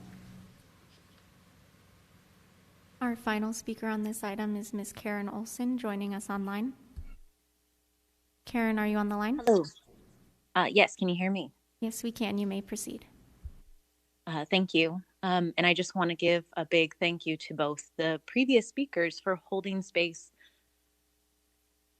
We are all human beings entering this space. It is toxic. And I think I mentioned this before in my public comment. So I just want to give space that we need to stop trying to not politicize, jargon our way. Councilmember O'Brien, you said you want to find the right way. That is policing us in a different fashion than what the police do. I am here on behalf of directly impacted people who are going to be politically prosecuted in 2020. We have focused so much talking about, and the reason why we're here is we want to see what was spent on these police. This is their budget. This is our money going to that. The 2 previous speakers have really talked in a much more concise fashion, and I'm coming here in my emotions. However, I'm going to take up this space because I think it's so important to talk about the people that their lives were going to be changed and still have been changed. There are people that were being politically prosecuted that have that now on their record. That affects how they get jobs. It affects how they get housing. That affects every aspect of their lives, and they deserve to be centered just as much, if not more, than police. If we want to talk about the individual, the humans that are in those uniforms, I'm here for it. But if we're talking about the job, I am not.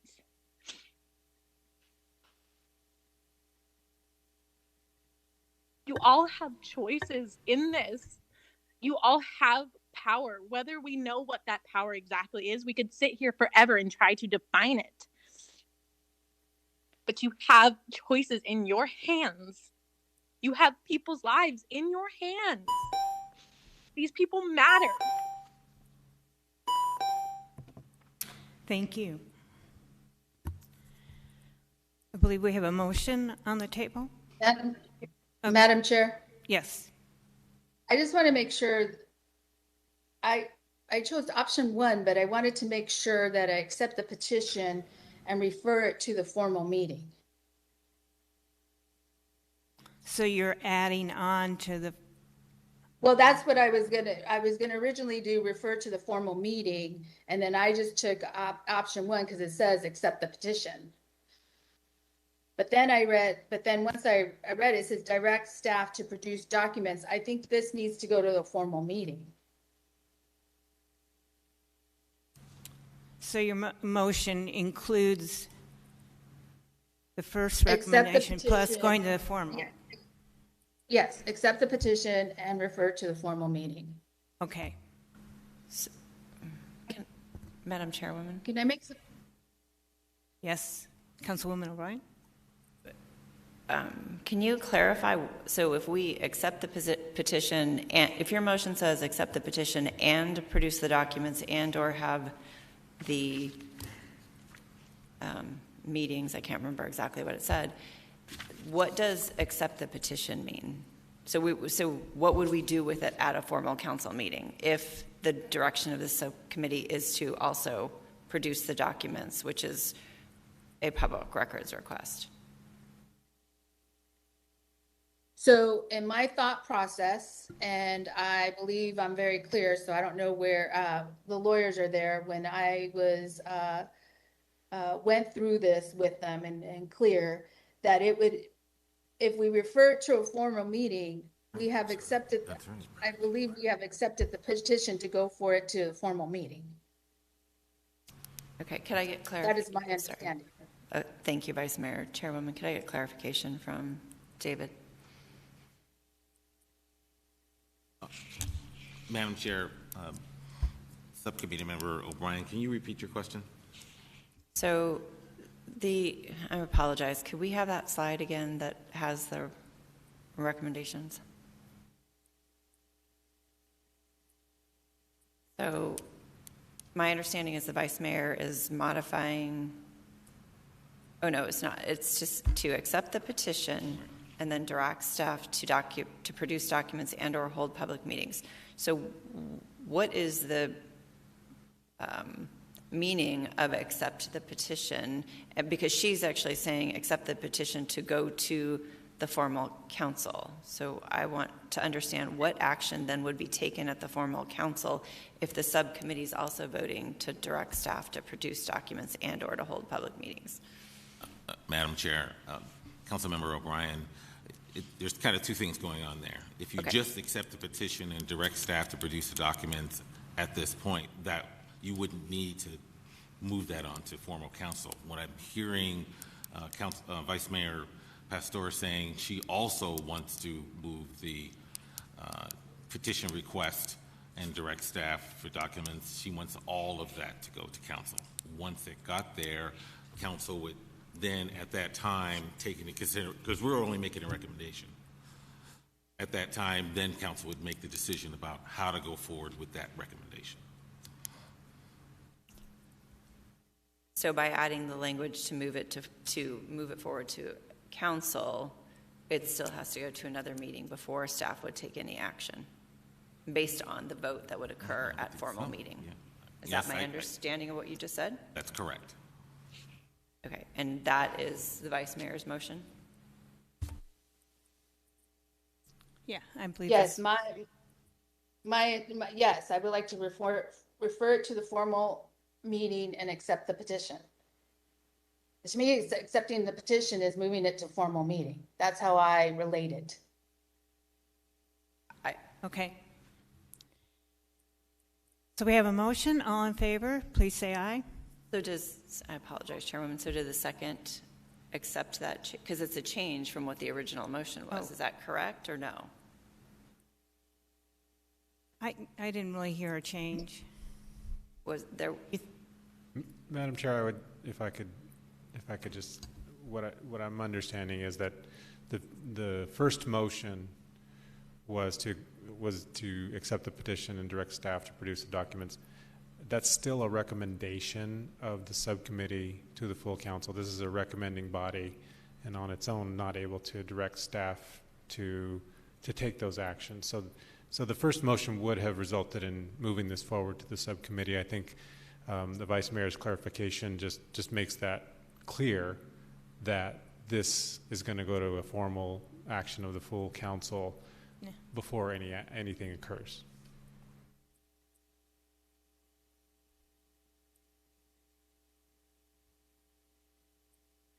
Okay, that wasn't how I understood the original motion, but thank you for the clarification.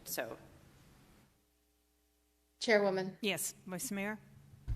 I think the confusion is because I'm using the tip subco options for citizen petition and all the possible actions, and that's what I reviewed with.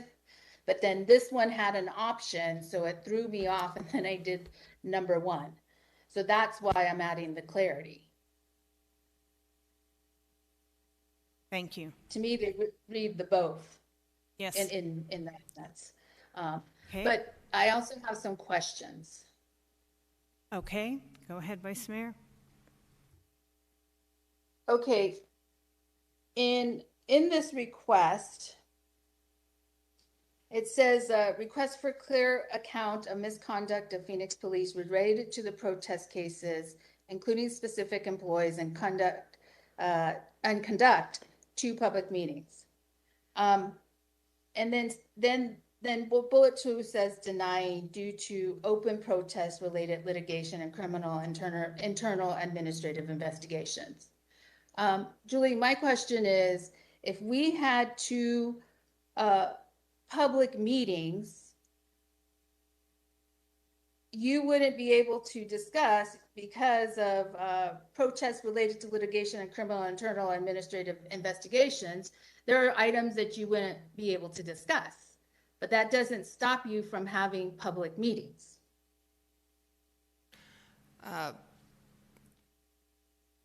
Madam Chair and members of the subcommittee, that is correct. We would have to go through all of the information, and some of the information we might not be able to discuss if there was still an open PSB investigation of employees. But where we might have looked at any misconduct related to protests, if I'm reading that request correctly, then we could go down and share anything that has been closed, as long as it's not interfering with a protective order or some piece of the litigation. So we would take a close look at that. Okay, so that leads me to my next piece, where it says public statements then can be used in litigation. We had public meetings. You and team and everybody else would be analyzing or be able to say, we have a related investigation open, I cannot make comments. So I'm a little perplexed by this statement that public statements can be used in litigation. Madam Chair, because members. That's what I'm hearing. Oh. That's what I'm hearing from you, or from this whole process, not you specifically. Madam Chair, members of the subcommittee, Vice Mayor, that is true, but of course, statements made by council members could also be used in litigation if they're taken as a policy position of the city. So it just depends. I mean, I agree you can discuss some matters that are in litigation if you're careful about how you conduct that. And certainly we would be there to say if certain questions were asked of staff that staff might not be able to answer or discuss in detail certain areas. Okay, because it's asking to conduct 2 public meetings for the city manager's office. Am I correct? Madam Chair, Vice Mayor, that is correct. Okay, so if a council person made a comment that could be used in litigation, would that be from the 2 public meetings, or just in general, if a council person can make a comment, can be used in litigation? Madam Chair, Vice Mayor, it's just a caution in general. Of course, you know, when council members make statements to the media or in a public meeting, depending on the comment, you know, that can be taken and used as either a policy statement or a public statement. And depending on the litigation, it's a general caution that some of those comments or discussion in public could affect open litigation.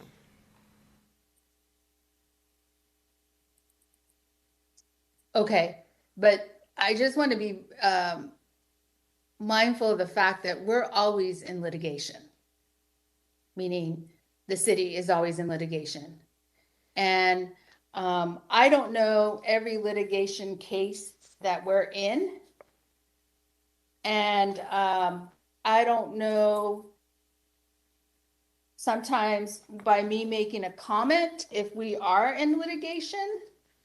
So at any point in my career, if I say something, something could be used in litigation. Am I interpreting it incorrectly? Madam Chair, Vice Mayor, no, that is certainly a caution that we would always give to council members, is to be aware of comments that you make in public, because it could be contrary to the city's position or be used in a potential litigation case. Okay. And so that would be, I would be the one as an elected official to determine if I want to say something, and it would be up to me on how that comment is crafted, and however it is used against the city is what it is. I don't check with city on all my comments. And so I don't think we would know what would be used against us. Madam Chair, Vice Mayor, yes, I certainly understand the questions and the concern, and that is true. Okay, thank you.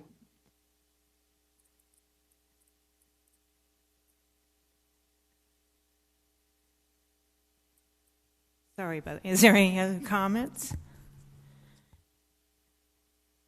Let's take the vote. All in favor?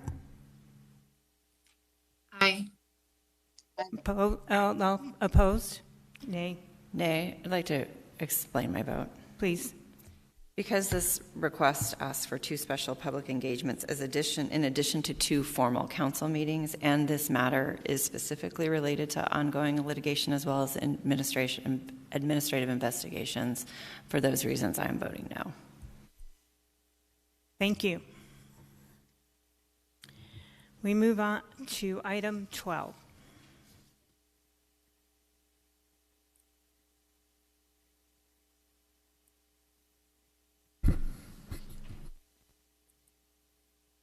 Madam Chair, item 12 will be presented by Dan Wilson. This is a citizen petition submitted by Vanessa DiCarlo on April 20th. All right, Madam Chair, members of the subcommittee, I have seated with me Jessica Rothschild, Police Administrator at the Police Public Records and Services Unit, as well as Kristen Mercer, Public Records Request Coordinator. This petition asks the city to produce a report on the costs associated with the 2020 protests, including the amount spent on law firms defending these protest cases, contracts with law firms related to the DOJ investigation, the cost of outside investigations, such as those completed by Ballard Spahr, 21CP, or ASU, and the amount of overtime incurred by police employees related to the 2020 protests. In this case, the Law Department reviewed and determined the petition only requests the production of public records and should be handled in the same manner as other public records requests. To the extent that documents can be released, for example, they are not privileged or confidential, those documents should be released. Ms. DiCarlo request was entered into the public records request system found at Phoenix.gov/PRR.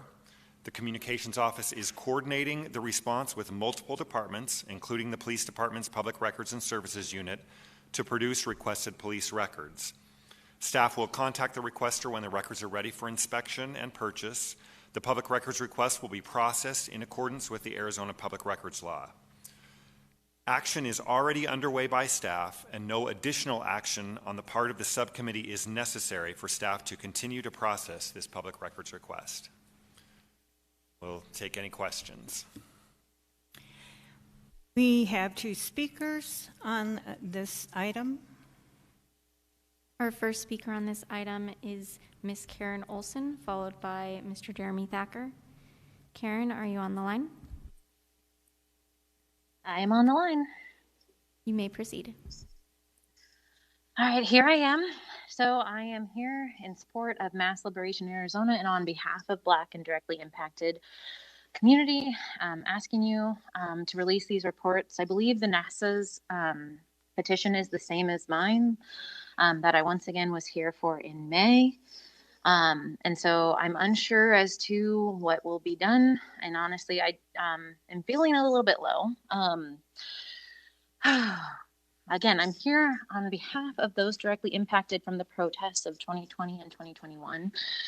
For any of you that were not aware, there was collusion done between MCAO and the Phoenix Police Department. It is well documented. You can check it out on ABC 15. There were trumped up charges. There were people that their lives were affected. Again, these are your community members, your constituents, all for using their free speech, the right that we all deserve to have protected by our people in power, such as yourselves, at all levels, at all stages of this. It is really hard to sit here time and time again. As Ben had said before, what power you do have, we just have to keep sitting here in this meeting that has now run for 2 hours and hear you debate about the nuances of words when these are people's lives at stake. Again, I want to center Black and directly impacted community members, people who live, work, love Phoenix and want to create community change and can do so much. And we need transparency. We need accountability. And that's why it's so important that you all take this initiative and you say, if there are some reports you can't, that's fine, but release the ones that you can. I believe earlier in this meeting, we talked about how things are supposed to be timed out. I am here sitting and saying I have been abused by these time constraints. I haven't gotten my answers, and I hope you give Vanessa hers.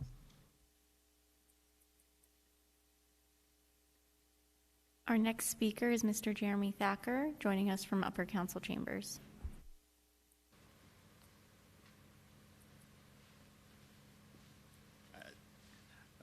Beating the dead horse here, but once again, looking at the citizens' petition and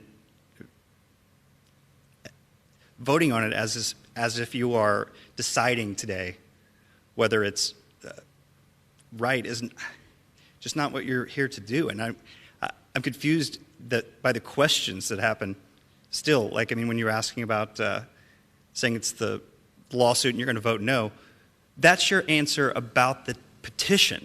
That's not what's being asked today. What's being asked is, does it go to council? Not whether. So the answers to these, or the votes seem to be not on the questions being asked, or the question that should be being asked, because you've been told now, just a moment ago, that you're only voting on sending it to the full council. So why is the discussion about the merits still happening? And why is that being voted on and the reason being given for those votes? I'm just thoroughly confused by why there's no clarification here. That's it.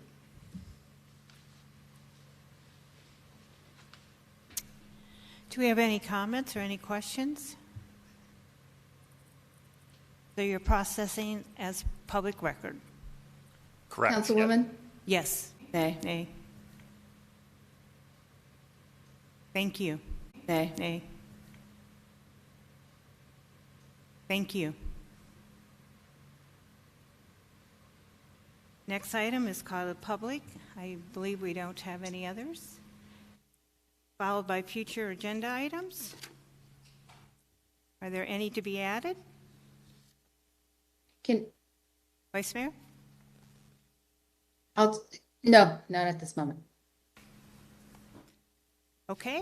I apologize, Chairwoman. Can I ask Mario a question about a future agenda? Yes, please. Mario, I apologize. When was the next update coming on the roadway safety action plan? The next update on the roadway safety action plan will be expected in the fall, but it likely will be to the full council at that point. We're expecting probably at a policy meeting in the fall. Thank you for that clarification. Thank you, Chairwoman. Thank you. Then we are adjourned.